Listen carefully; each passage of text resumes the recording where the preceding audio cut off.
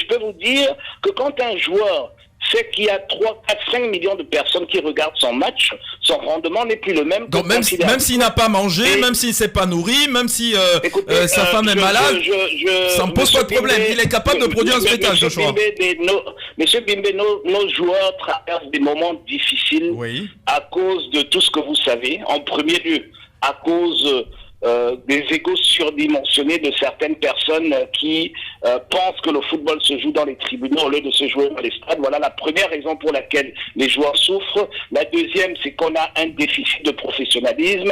Et tout cela vient du fait, et pour corriger tout cela, il faut bien qu'on puisse produire de l'argent. Il faut bien que ces clubs, aujourd'hui, je ne peux accuser aucun président de club, je ne peux pas me le permettre. Moi-même, j'en étais un avant de prendre mes fonctions, tout simplement parce que ce sont plus des mécènes que des présidents. Ce sont plus des sponsors officiels de ces clubs que des présidents. Et il arrive même à ceux-là d'avoir des difficultés et qu'il faut respecter. Et je pense qu'aujourd'hui, on n'est pas dans une situation où des joueurs ont été forcés de jouer. On n'est pas dans une situation où des joueurs ont été forcés de signer. Des fois, ce sont des fausses promesses, je le concède volontiers. Des fois, les promesses ne sont pas tenues, je le concède aussi. Mais toutes ces difficultés viennent du fait qu'il n'y a pas assez d'argent pour financer le football comme ces joueurs le voudraient et comme la fédération le voudrait. Et nous voudrions que ces joueurs aient beaucoup plus d'argent qu'ils l'ont aujourd'hui. J'en veux pour preuve, à chaque fois que nous pouvons toucher les joueurs directement, nous le faisons. Nous l'avons fait avec 2-3 programmes ces derniers temps. Mais nous pensons que l'essentiel, c'est la professionnalisation. Et pour être professionnel, il faut avoir des entrées. Qu'est-ce qu'un club vend? C'est le spectacle. Comment est-ce qu'on peut vendre un spectacle si on n'a ni stade, si on n'est pas diffusé, si on est joué à huis clos? On ne peut pas vendre du spectacle. Donc, quelle était l'urgence aujourd'hui? C'était pour vendre le spectacle, on est à huis clos, on ne peut qu'avoir le moyen de la télévision et d'Internet. Donc, il fallait urgemment trouver un partenaire de choix présent sur les satellites qui peut diffuser dans le monde entier le spectacle de ces clubs-là. C'est seulement quand on diffuse le spectacle de ces clubs, parce que même ce que vous dites aujourd'hui sur la qualité de match, je vous mets au défi de me dire combien de matchs vous avez pu regarder ces derniers mois. Et Monsieur Bibé, je suis certain que vous avez regardé plus de football européen que de football camerounais, sauf si vous regardez les interquartiers dans votre quartier. Peut-être aussi parce que Honorable, c'est mieux géré. Peut-être que là-bas, les joueurs qui participent à un championnat professionnel sont nettement payés, ou du moins sont moyennement payés pour pouvoir participer et produire du spectacle. Monsieur Mbimbe, vous savez pourquoi ces joueurs sont nettement mieux payés? Allez-y, dites-moi. Parce que quand vous rentrez chez vous, vous vous mettez sur Canal Plus pour regarder leur championnat.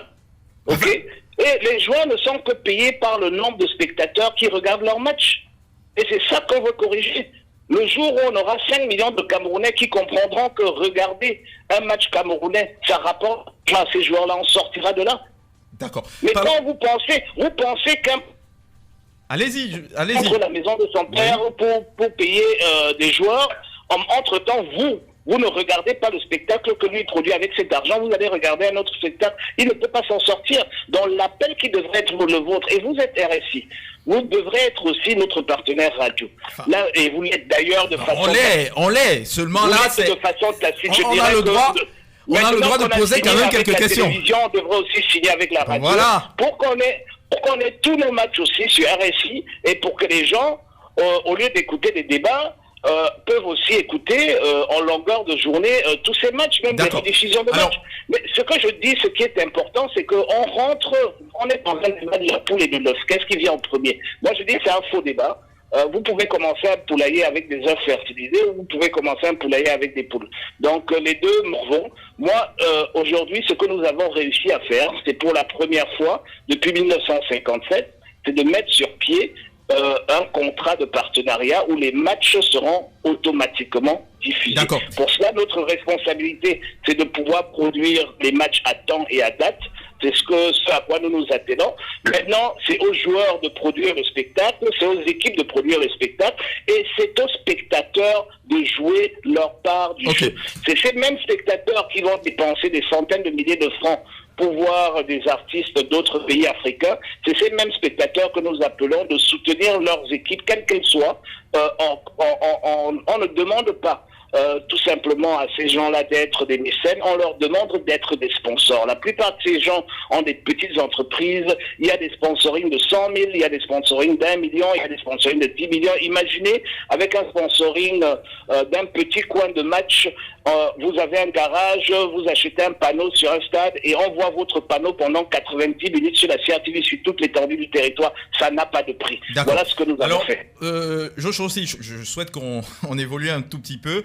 Juste préciser pour tous ceux qui nous écoutent actuellement que nous sommes en direct dans 7 jours, ou du moins dans le cas de l'émission 7 jours dans l'actualité sportive. Nous recevons Joshua aussi, qui est deuxième vice-président de la Fédération camerounaise de football, qui est député, qui a beaucoup d'autres casquettes. Et on évoquera également des sujets liés au sport, au football, mais en rapport avec ces autres casquettes-là. Je voudrais juste faire cette précision. Donc vous dites, les joueurs pour le moment ils doivent encore un tout petit peu serrer la ceinture, les choses vont s'améliorer. C'est pas ce que j'ai dit. Enfin, si de manière directe, Joshua aussi, ils peuvent pas. Pour que les clubs, allez-y. Je ne demande à aucun président de club d'utiliser mes propos comme prétexte. D'accord. Ce que je suis en train de dire, c'est que pour que les clubs gagnent plus d'argent, ils doivent avoir plus de visibilité. Ce que la CRTV nous offre, c'est cette visibilité-là. Maintenant, c'est au président de club d'aller voir des sponsors, d'aller voir des sponsors maillots, etc. Il y a 2-3 clubs qui en ont déjà. Les autres, maintenant, peuvent sauter sur cette occasion pour améliorer leurs revenus et mieux rémunérer leurs joueurs. D'accord, c'est entendu, Joshua aussi. Alors, vous conviendrez également avec moi que pour que les choses se passent bien, pour qu'il y ait un top management, ça passe aussi par de la transparence. On vous écoute d'ailleurs, lorsque vous abordez d'autres casquettes, décrier très souvent ce manque de transparence dans la façon de faire, dans la gestion globale de la cité. J'ai envie de vous poser cette question.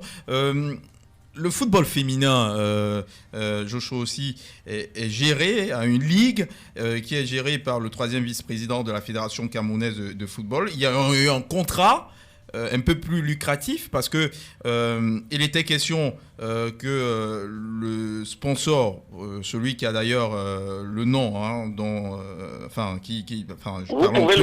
plus concrètement parlant de la Guinness, parlons de la Guinness qui gère, parlons de la Guinness Super League. J'y arrive, honorable. Si vous voulez que les sponsors respectent le football, j'y arrive. Ne jouons pas cache-cache la Guinness Super League. Soyez-en rassurés, ça ne nous pose aucun problème, la Guinness Super League. Voilà. Donc la question est de savoir, puisqu'on parle de transparence, nous on a entendu des présidents de clubs qui gèrent des équipes affiliées à ce championnat, qui jusqu'à présent, depuis le début de ce partenariat, ne savent pas en réalité ce que donne la Guinness dans ce contrat-là. Il était question au départ qu'il y ait une indemnité qui soit reversée à certaines joueuses individuellement. Ça s'est fait. Après, on a eu quelques témoignages de ce qu'il y a eu des interruptions. En réalité, pour des questions de transparence, pour toutes ces filles qui nous écoutent, pour ces présidents de club, moi je l'ai dit, on a la chance de vous recevoir, Joshua aussi. Dites-nous tout. Qu'est-ce que la Guinness donne en réalité? Qu'est-ce qu'a reçu la Fédération camerounaise de football ou la Ligue en charge de la gestion de ce championnat? Monsieur Bimbe, je vous sais très présent sur la Ligue de football française. Est-ce que vous pouvez me dire combien est-ce que Conforama donne à cette ligue-là? Vous savez, il faut pas souvent qu'on essaye de réinventer la roue à chaque fois qu'il s'agit du Cameroun. Il y a un contrat entre la Guinness et la Fédération camerounaise de football sous la Ligue de football féminin du Cameroun. C'est une question de secret défense. Ce contrat a une clause de confidentialité que je vais respecter. D'accord. Dont les présidents et les présidentes des clubs féminins sont au courant. Je pense que jusqu'à présent, sauf je n'ai pas beaucoup, j'étais en session pendant 1 mois, donc il faut avouer que je n'ai pas beaucoup suivi ce qui se passait au niveau de la Ligue féminine, sauf les résultats des matchs que je suivais arrivant. Je n'ai pas entendu parler qu'il y avait un problème sur les obligations contractuelles de la Fédération camerounaise de football ou de la Ligue de football féminine du Cameroun. Je n'ai pas entendu parler. Peut-être vous avez suivi. Dans les obligations contractuelles. Pardonnez-moi, vous avez tout de même suivi que ce championnat était interrompu pendant un moment, Joshua. Vous savez très bien pourquoi.